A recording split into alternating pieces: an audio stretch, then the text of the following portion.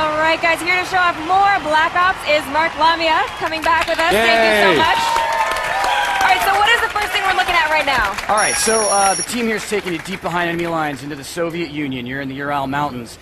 You're actually in an SR-71 reconnaissance aircraft, and you're providing intelligence to your squad on the ground. They're doing a very dangerous black operations, and as you can see, our player here is commanding the squad, and this is something totally different for Call of Duty. Again, we really wanted to give players some new experiences, and so... And so how high up are you right now?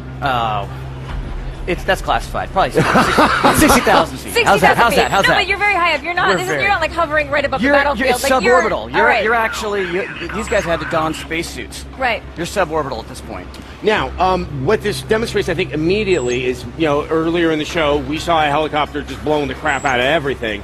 You are going for very different tones, it looks like, from level to level. I mean, what's the level of variety that we can expect from Black Ops? That is, that's actually something we've been going for. Level of variety. So, pacing in this, there's a setup here, obviously, completely different than the all-out action that you saw with Payback earlier.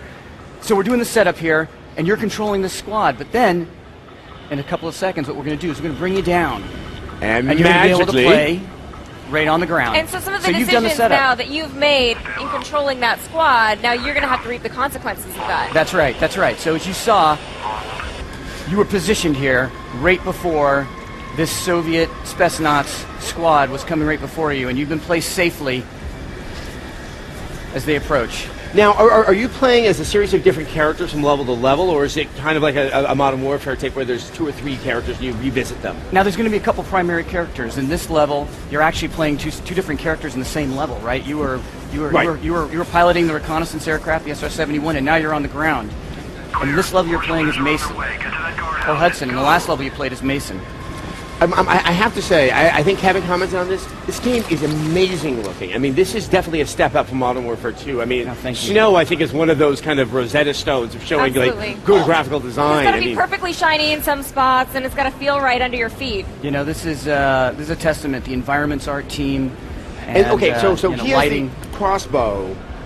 Are you trying to have like really awesome weapons that are also sort of time appropriate from the Cold War era? Yeah, this is actually inspired by a couple things. One was when we talked to some of our SOG, they told us that people would actually choose the bow and arrow to go out with. So we felt like in this particular mission, we needed to go out with the bow and arrow as well. And this is the AUG, which these guys would have well in advance before this was ever manufactured and mass distributed. Okay, looks like that they're lining up because they're going to do a rappel here.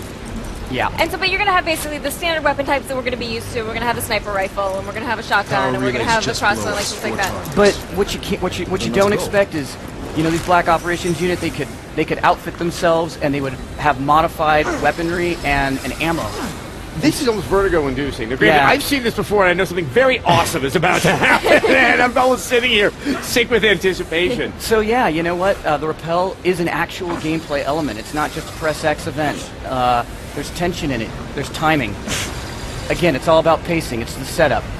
And what do you think that fans of the series are going to be most excited about? Obviously, this series has a lot of die-hard fans, and sometimes fans don't like change so much. But is there something that you guys think that they're really going to make the fans embrace change? I'll tell you in a second. All right. I don't want watch this. Oh, you don't want to ruin it. Okay, let's see. And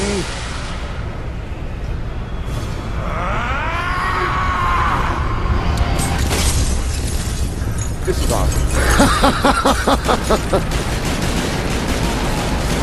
So this is what you think the fans of the series are going to be excited about. Is that what you're telling me? Yeah. Who doesn't want to do that?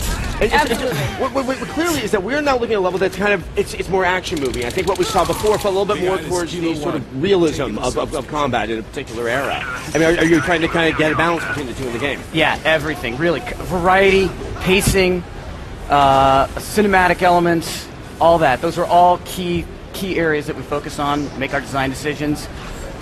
It's definitely very, very impressive. Now, I mean, did you guys do research on potential operations that may have been happening during the Reagan and Nixon era? Yeah, we did extensive research throughout the era. We talked to the veterans, and I couldn't tell you if these missions really occurred or not. But what I can tell you is that they're inspired by. Yes, well, So you can talk to the veterans about like what types of missions maybe that they went on, and then you're going to be able to render that actually in the game. Absolutely. And Absolutely. it is an interesting era that I think gives you a lot of variety and stuff to play with. Exactly. It totally opened up bursts of creativity inside the studio. All these black operations, and we learned about them, the locales, the weaponry. So, yeah, you know, the crossbow here, you had the AUG. We got the shotgun, the smash shotgun. Let's get one more kill in. And boom. And the most important And that's a question, kill. when are we going to get to play? Kilo 1 is approaching the objective. you're going to get to play on November 9th. November All right. 9th. Cannot wait. I want to see more of this, so you are more than welcome to visit us on the Thank X-Play you. stage. Yes, Treyarch, you've done it. Thank you very All much. right. Thank you Thank you so very much. much. Give a round of Thank applause you. for her.